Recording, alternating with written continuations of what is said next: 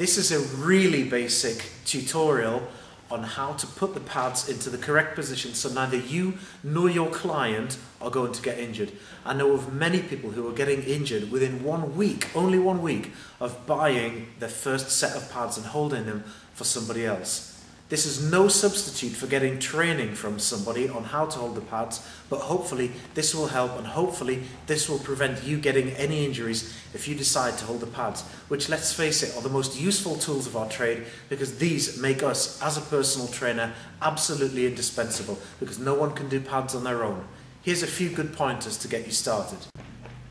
Okay, the first thing that we've got to do is to make sure that when we've got the pads on, that we have a shock absorber here, like this, there, so that we can absorb the shock. It is vitally important that we do not hold the pads here. Otherwise, if we hold the pads like this, like so many do, we're going to invite a rotator cuff tendon injury, and it's going to be very, very quick for you to get that injured. So we must hold the pads here, like this, there. Now, you don't want them too far apart either. If they're too far apart, your puncher will go off balance when they're throwing the punches. The first time you do this, it can be quite scary. So don't do this either. If you do this, you have a problem with the wrist if someone punches here. You want the pads there, about 90 degrees, like this, there. That's the ideal place to hold the pads with your upper body. The next thing we've got to consider is stance. We have to have a shock absorber lower down. It's vitally important that I have a good strong base or stance when Rich is going to throw his punches. If I have my feet together like this and Rich punches, I'm going to get blown off my feet. So I have to have a shock absorber here and a shock absorber here. The next thing that we've got to do is make sure that when Rich does indeed find his range, that we do it with the shoulder forward, there. This shoulder is forward when I take the pad there.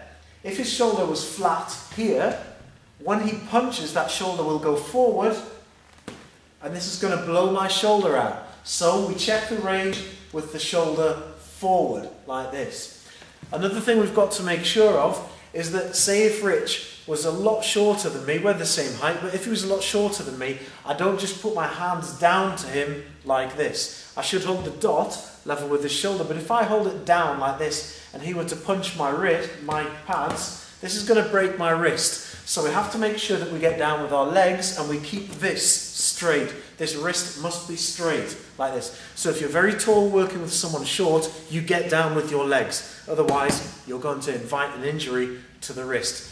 One thing that you must never do is that you must never warm up your client and not warm up yourself if you're going to go onto the pads. If you go onto the pads, you must be warm too. Now, a lot of these areas that we've talked about that can get injured are in fact ligamentous tissue and tendinous tissue. Now, these take a lot longer to warm up than muscles, so you need a thorough and full warm-up, especially here. So a very good exercise to do is press-ups or just bouncing off the wall like this. They will warm up the area in an exercise-specific manner, so you must warm up before you put the pads on. Don't just warm up your clients, otherwise you will get injured. We hope that you find this useful, but make sure that you get proper training before you go and hold the pads for someone. But hopefully this should be a nice introduction and prevent any nasty injuries occurring. Good luck with the pads, guys.